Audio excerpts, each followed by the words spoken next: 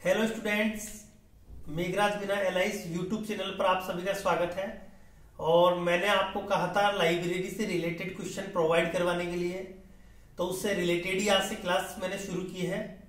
Library science के आपकी जो सेकंड ग्रेड का एग्जाम है, संस्कृत लाइब्रेरियन का एग्जाम है, उसके अलावा आपके और भी अदर जो स्टेटों में वैकेंसी आती है, जैसे अभी EMRS की वैकेंसी भी आ रखी है और भी जो वैकेंसी है DSS में वैकेंसी आने वाली है, तो उससे रिलेटेड मैंने ये वीडियो बनाया था कि लाइब्रेरी साइंस से रिलेटेड आपको क्वेश्चन प्रोवाइड करवाने के लिए। तो आज हमारे जो आज का सेशन है उसमें शुरू करते हैं।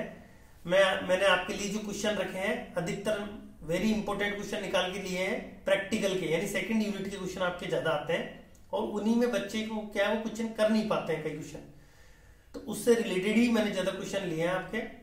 तो शुरू करते हैं। मैंने आपके आज के जो क्वेश्चन बनाए हैं उनको शुरू करते हैं। लाइब्रेरी साइंस से रिलेटेड ही वो क्वेश्चन है। तो स्टूडेंट्स देखिए, लाइब्रेरी साइंस की जो क्वेश्चन मैंने आपको दिए हैं, बनाए हैं आपके लिए, उसमें फर्स्ट क्वेश्चन है हमारा कोलन क्लासिफिकेशन, यानी यहाँ सीसी का मतलब है कोलन क्लासिफिकेशन। ठीक है, तो यहाँ सीसी में है कोलन क्लासिफिकेशन में ओ साहित्य यानी ओ लिटरेचर का फॉर्मूला क्या होता है। ठीक है, तो आपको सबसे पहले ये देखना है कि ओ लिटरेचर का फॉर्मूला आपको पूछा गया है। आपके पास क्वेश्चन में इसी तरह से क्वेश्चन पुटअप होगा आपके पास एग्जाम में कि आपको ओ साहित्य का फॉर्मूला दिया हुआ है और उसके बाद में आपको पूछा गया है इसमें कि पी का मतलब क्या है या P2 का मतलब क्या है।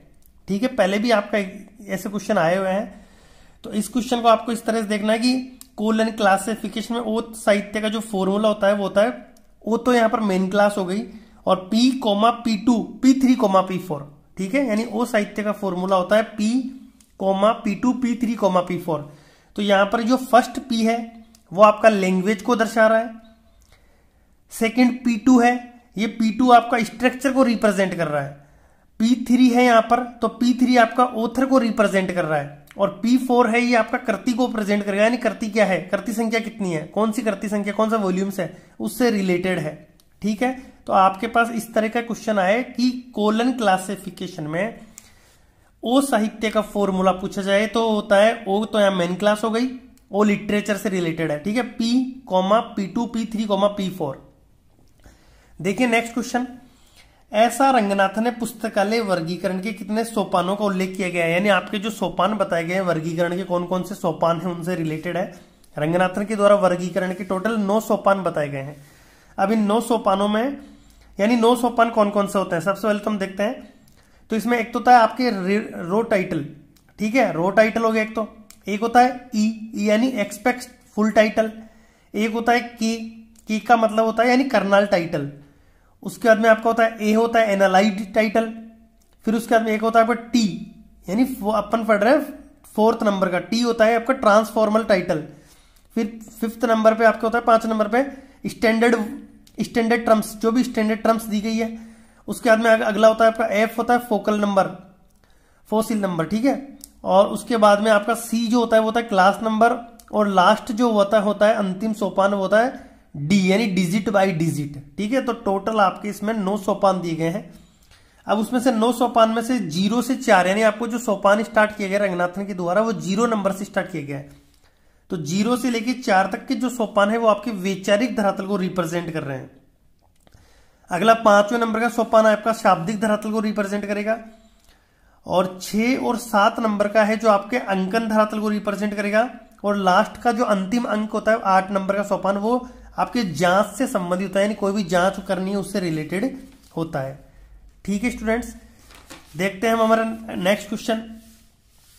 अगला क्वेश्चन है हमारा कि भारत में ISBN कब से 10 अंकों से बढ़ाकर 13 अंकों किया गया, यानी जब ISBN की भारत में शुरुआत की गई उस समय ISBN आपके 10 डिजिट का होता था, जिसे बाद में बढ़ाकर होता है, ये किताबों से रिलेटेड यानी बुक्स को प्रोवाइड किया जाता है ये नंबर, और इसमें आपके ये जो है 1 जनवरी 2007 से आपके बढ़ाकर इसको 13 अंकों कर दिया गया है। अगला क्वेश्चन है हमारा CCC यानी ट्रिपल सी। ठीक है, ट्रिपल सी के अंदर हमारा यानी ट्रिपल सी से रिलेटेड यहां पर है, तो ट्रिपल सी का मतलब क्या हो जाए, क्लासिफाइड कैटलॉग कोड की बात हो रही है यहां पर। तो क्लासिफाइड कैटलॉग कोड के 5वें संस्करण के अनुसार, यानी 5वां जो एडिशन है उसमें मेन एंट्री किसके अनुसार बनाई जाती है, ये क्वेश्चन है आपका। ठीक है, यानी क्लासिफाइड कैटलॉग कोड का जो 5वां एडिशन है उसमें मेन एंट्री जो अपन बनाते हैं वो किसके अनुसार बनाते हैं, तो कॉल नंबर के अकॉर्डिंग अपन उस एंट्री को बनाते, तो इसका राइट आंसर है कॉल नंबर। अगला है 5 फंडामेंटल कैटेगरीज इन क्लासिफिकेशन को किसके द्वारा सर्जित किया गया, यानी ये 5 फंडामेंटल कैटेगरी यानी पीएमईएसटी की बात हो रही है यहाँ पर, जो रंगनाथन के द्वारा बताया गया पीएमएसटी का फॉर्मूला। तो पीएमईएसटी को ऐसा रंगनाथन के द्वारा ही दिया गया फॉर्मूला है। तो आपको ये पूछा गया है 5 फंडामेंटल कैटेगरीज इन क्लासिफिकेशन किसने सर्जित किया, तो आपका राइट आंसर हो जाएगा डॉक्टर एस आर रंगनाथन। अगला क्वेश्चन है हमारा दिल्ली पब्लिक लाइब्रेरी की स्थापना, यानी दिल्ली पब्लिक लाइब्रेरी को कब ऑर्गेनाइज किया गया, यानी उसकी स्थापना कब की गई। तो दिल्ली पब्लिक लाइब्रेरी को 27 अक्टूबर 1959 में से शुरू किया गया, यानी इसको स्थापित किया गया है। नेक्स्ट क्वेश्चन है हमारा मार्क प्रोग्राम को किस संस्था के द्वारा डेवलप किया गया, यानी मार्क प्रोग्राम को किसने डेवलप किया गया है। ठीक है, तो आपको मार्क के बारे में पूछा गया है यहाँ पर, यानी तो मार्क को किसने डेवलप किया गया है, लाइब्रेरी ऑफ कांग्रेस के द्वारा इसे डेवलप किया गया है। ठीक है,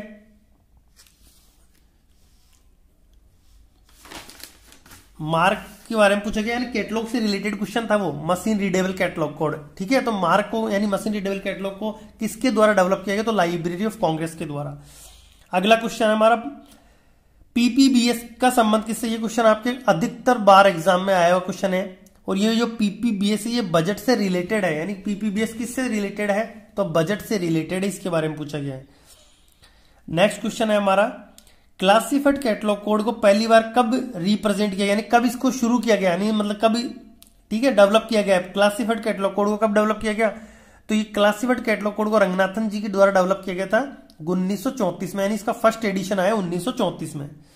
उसके बाद आपका नेक्स्ट क्वेश्चन है आईएलए का वर्तमान में मुख्यालय कहां स्थित है, यानी आईएलए का हेडक्वार्टर पूछा गया है। ठीक है, आईएलए का पूर्ण होता है इंडियन लाइब्रेरी एसोसिएशन। आपकी काफी एसोसिएशन है सिलेबस में, सभी एसोसिएशन के बारे में क्वेश्चन देंगे, आपको बताएंगे। तो आपका जो आईएलए के बारे में यहाँ पूछा गया, तो आईएलए का मुख्यालय मुखर्जी नगर है दिल्ली के अंदर, वहां पर इसका मुख्यालय है वर्तमान में आईएलए का मुख्यालय।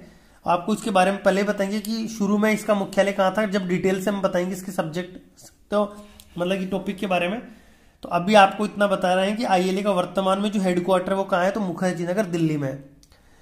ठीक है स्टूडेंट्स, तो अगर आपको वीडियो अच्छा लगा हो तो वीडियो को लाइक करें, कमेंट करें, शेयर करें, और जिन्होंने अभी तक चैनल को सब्सक्राइब नहीं किया है वो चैनल को सब्सक्राइब कर लीजिए।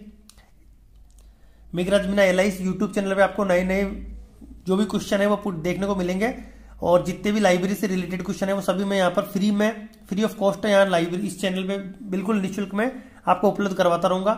तो ठीक है, तो आज की क्लास को हम समाप्त करते हैं यहीं पे ही।